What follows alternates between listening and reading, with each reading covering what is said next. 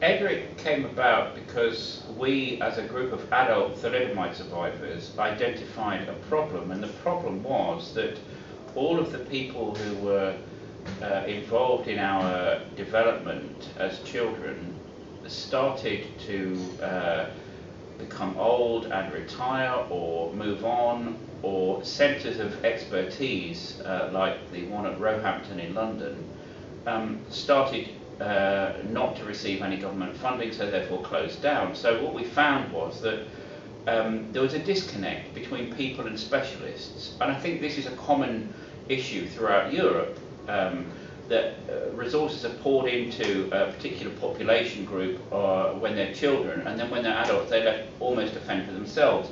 And as we know, as a group of people as affected by thalidomide, our bodies deteriorate, there's an acceleration of the aging process, so we need people who know how to do abnormal knee operations or abnormal hip operations or abnormal, reset abnormal dislocated shoulders. There are so many things that are unusual in our bodies that we need people who know how to do that, rather than having the nightmare situation of having a specialist scratch his beard or scratch her head and say, I've never seen anybody quite like you, but I'll have a go. Well, we don't want people to have a go, we want people to know, and that's a completely different issue.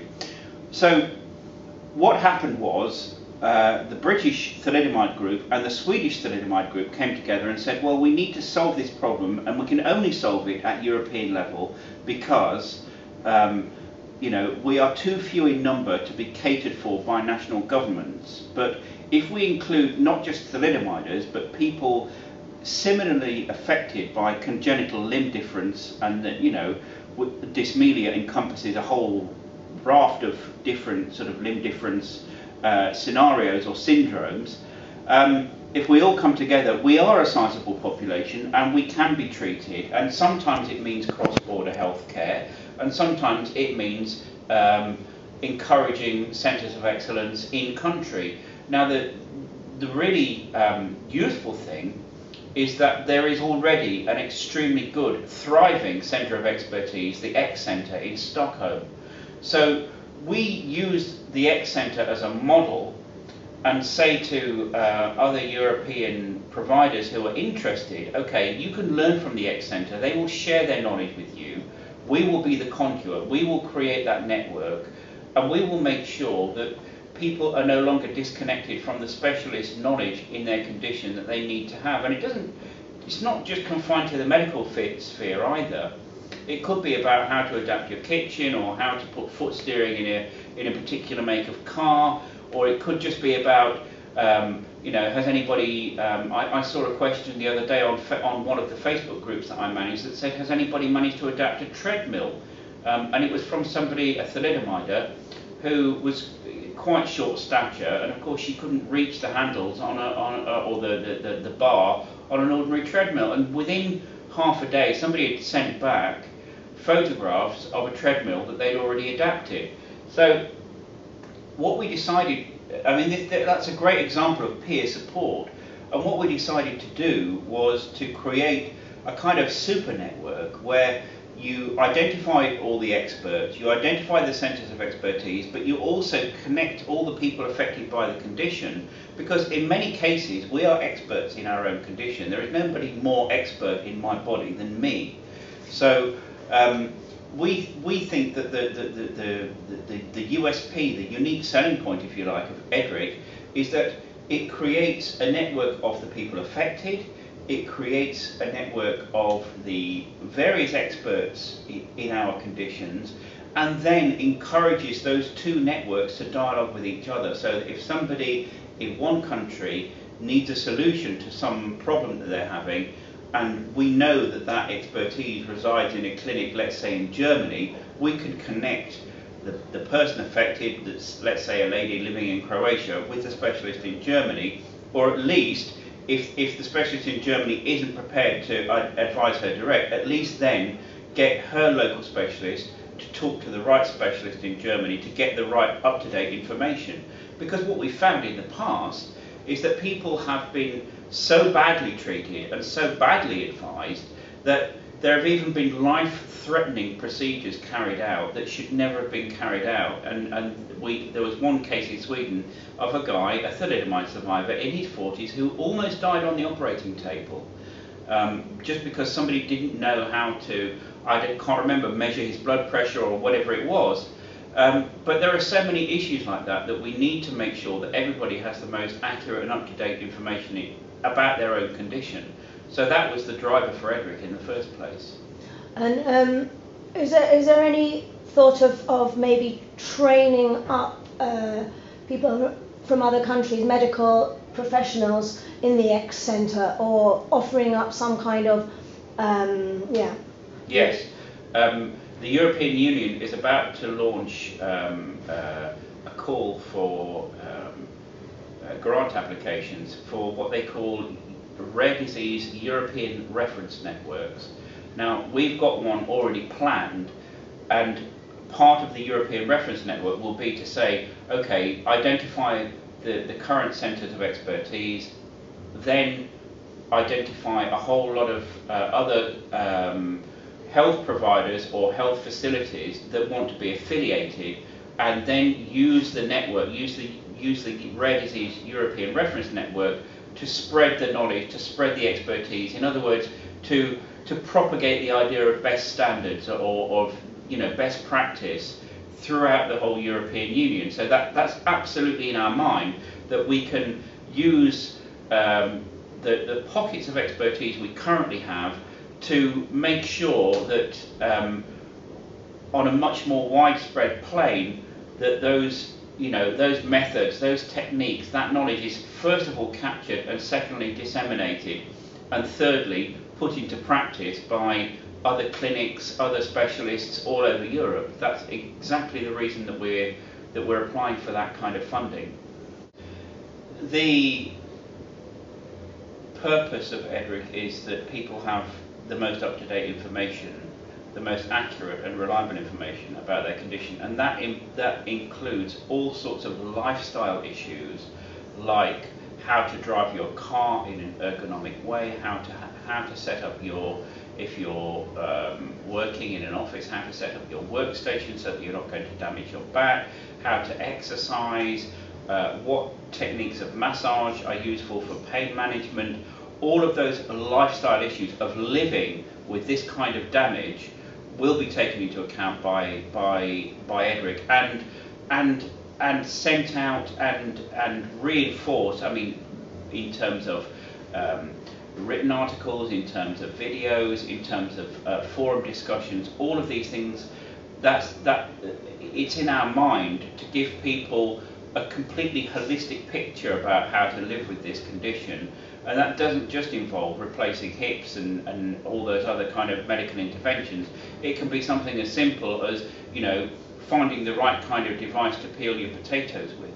Mm-hmm. About to embark upon a 3-year fitness program for all of its members, with fitness coaches and regular weekends where people get together, and you have trainers and massage therapists and other specialists involved in the whole staying fit and losing weight and all of that kind of healthy lifestyle arena. We will take the learning from that, and maybe perhaps that could be seen as a pilot that we can then replicate across Europe. But at the moment, we're very much in a development phase, and the development phase says, okay, first of all, build the network for peer support, which we are doing, and to a certain extent have done.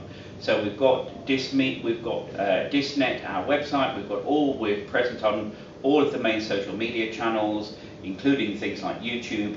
And we have our multilingual forum in the 5 EU principal languages. Our next big project is to launch the Dysmelia Experts Forum, which we're doing with a significant international conference next May in Stockholm.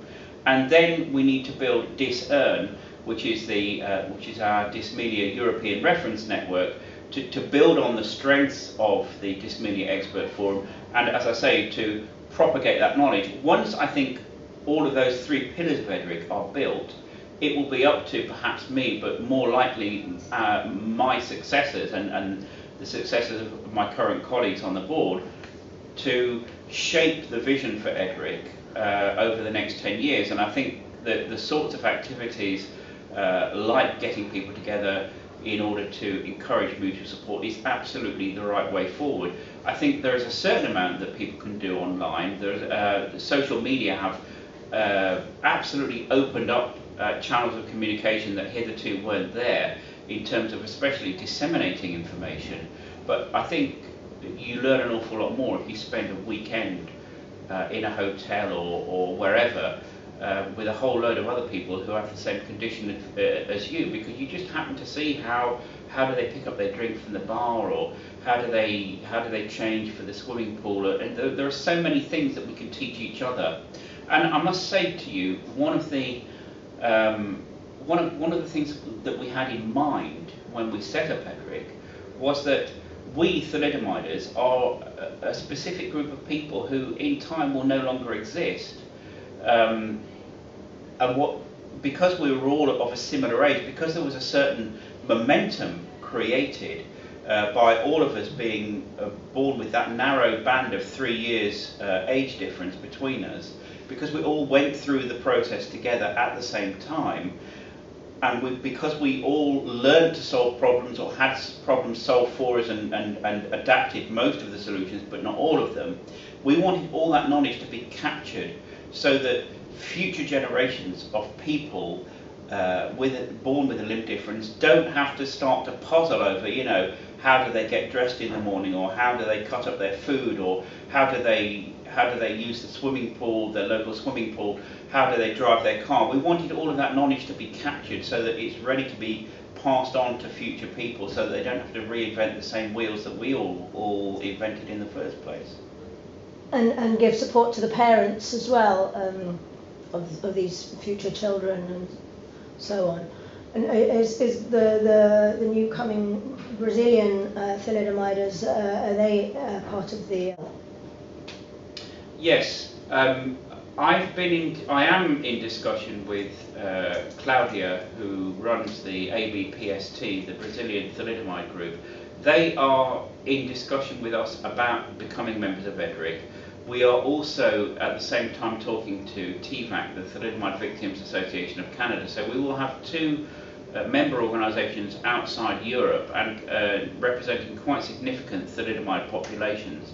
Now, the Brazil case is very interesting in that, as you rightly say, there are much younger thalidomiders involved, including, and I went to the Thalidomide World Congress in 2009 in Brazil, including children as young as 2 or 3 years old. So, of course, it does their parents no end of good to see us as adults leading full and active lives, holding down jobs, having families, practicing sport, all of the things that you hope makes a good quality of life. It does their families no end of good to see that, okay, that could be my son or my daughter in 10, 20, 30, 40 years' time. Even having grandchildren. I saw a beautiful picture on Facebook this morning, and it was of a German thalidomider, Sabine Becker, who lives in the USA, and she was changing her granddaughter's nappy with her feet. Even just small things like that. I think if you're the parent of a little girl who is born without arms, you would first of all ask yourself, how on earth is she going to be able to look after her children? And I think there are enough of us now who've done a fairly good job of parenting that we can actually turn around and say, well, actually, you do it like this, and these are the problems you need to overcome, and these are the solutions. We've already got them for you. So, have a look at our section on bringing up children, and you'll see all the information that you need. Now, of course, that information isn't yet all distilled and captured. That's still a work in progress, and we need more time and more resources in order to make sure that all of that information is captured. And when you talk about the resources, which is something that I'm just wondering how the different countries who are especially at the moment suffering with the economical crisis, how we can get the health systems of, for instance, Spain, to be interested in sending doctors over to perhaps the X centre to be given some, put up to date or trained a little bit more in expertise in the subject? Well, I think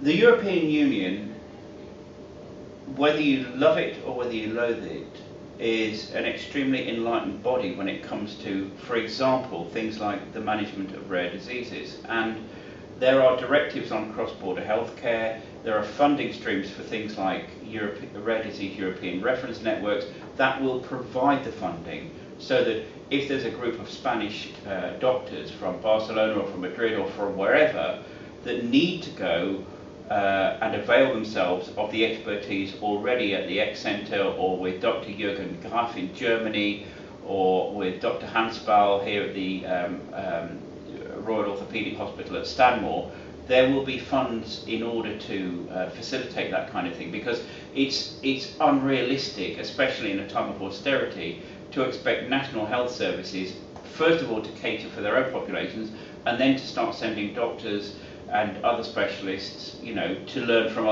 to treat a fairly minor group of people.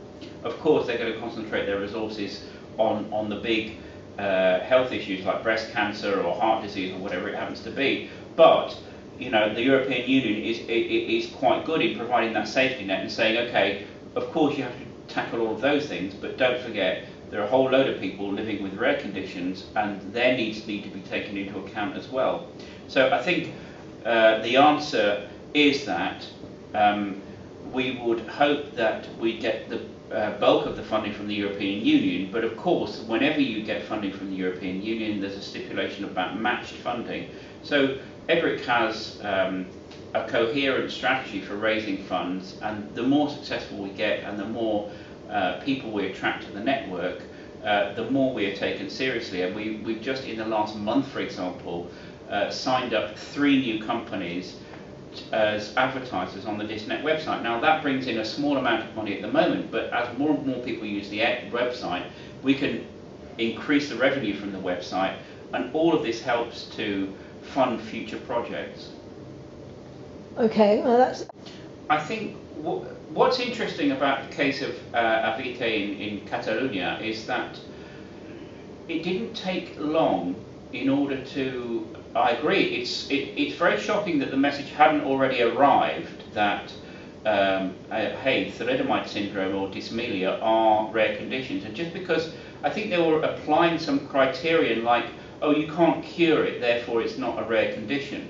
Well, excuse me, that goes for an awful lot of rare conditions. They're not curable. But I think what pleasantly surprised me was that once the officials in Barcelona were provided with the right sort of information, and this is entirely because I think we're members of Eurodis and they have that kind of gravitas at European level that represent all of everybody with a rare condition, we were quite easily able to correct that misconception that thalidomide syndrome and any of the other conditions that make up the generic term dysmelia are rare conditions.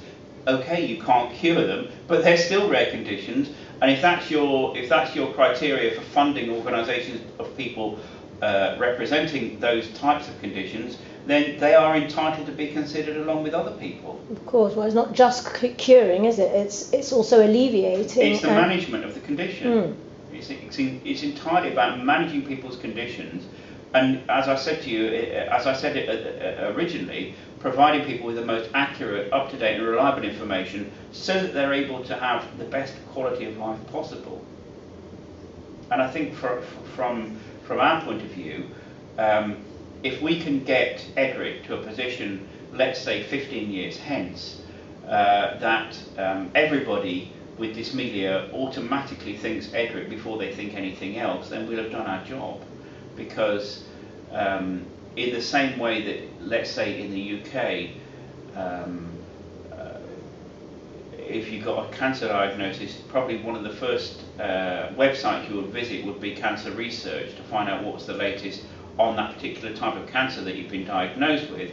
I think I would like to get EDRIC to the position that when parents are delivered of a child with a limb difference, that the first thing the medical staff in whatever facility they're given birth to, in whatever facility they're given birth in, would say to them, well, of course, the first thing you should do is get connected with EDRIC, because this is the organisation for people with limb difference in Europe, and they've got all the information you need, and here's the web address. Mm-hmm. If we could get from where we are now to that particular vision in 15 years' time, I think then we will have achieved an awful lot, for not just for existing thalidomiders, but for generations of people born with a limb difference long after us. Okay, I think one of the things we want to do is to make sure best practice is universally available. Now, as a group of people, we were experimented on as children with good intention, but often with bad outcomes. So we're talking about people who were, to quote one very prominent British specialist, people who were strapped into coats of armour. In other words, that rendered them less mobile than they were before the prosthetic limbs. In some cases, arms and legs were enforced at the same time, and it almost turned people into some sort of mechanical device rather than a person. And of course, their movements were jerky. Their spines were damaged by having to carry heavy gas bottles. It caused irreparable damage. And I think one of the key lessons from the fundamentally different conceptions of disability. The medical model of disability says treat the person, fix the person, normalise them along societal norms. The social model of disability says people are born with impairments, but they're disabled by society. They're disabled economically, they're disabled attitudinally, and they're disabled physically by having a built environment that doesn't accommodate them. Now, in Spain, for example, the city of Barcelona is a wonderful example of how to make a city accessible and barrier-free to disabled people. You don't include people, you don't give them the best quality of life by chopping bits off and normalising them and making them look acceptable to the rest of the population by giving them prosthetic limbs that don't actually achieve anything. You give them the best quality of life by providing adjustments and accommodations, for example, putting foot steering into a car or adapting a kitchen. That's the way to include somebody, not by medically crafting them into something that's almost perfect.